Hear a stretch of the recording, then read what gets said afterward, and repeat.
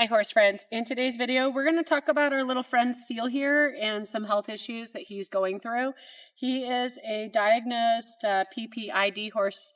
You've probably seen him in some of the videos where we are giving him Zygolide and Pergolide. Well, a couple weeks ago, we started noticing that our little old man here, he's got to be in his mid-30s, was losing some weight. And last Friday, there started to be a progression where he became footsore. And I will tell you something to consider with ponies. Ponies don't always display the same way that bigger horses do. Because they're light, they can actually have a much worse case of founder and laminitis going on before they physically show the typical splayed out stance. So as a result, the moment he started to show that he was lame, we called the vet out, got some x-rays. We saw that he does have some laminitis in all 4 feet. Now remember, there's a difference between laminitis and founder. Laminitis is the inflammation of the feet. Founder is the rotation of the bone. So catching things early is key.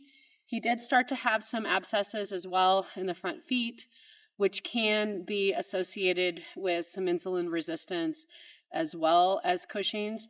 Now, previous to this, he was not insulin resistant, but we decided that since we were already treating him for Cushing's, that we should go ahead and do another insulin test, even though we had run one a couple months previous.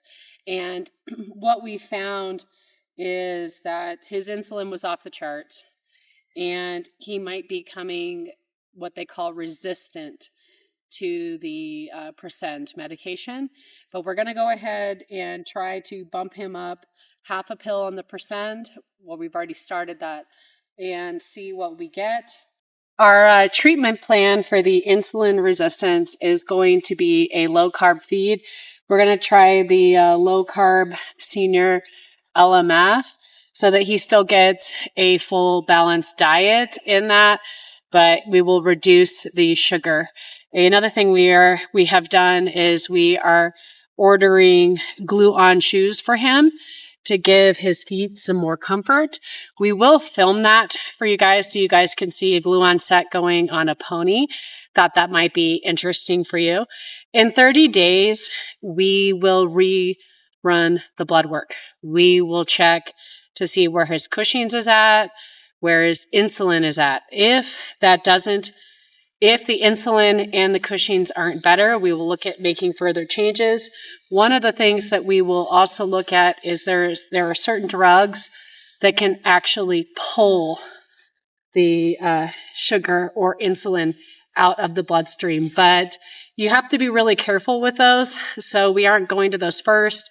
We've actually done some other videos on that. You can send them into a ketoacidosis with that. So we'd like to try diet and management first and see where we get with that. But thank you so much for joining us on our journey with Steele. And let us know if you have any questions about insulin resistance and Cushing's and all of those things. So thank you so much.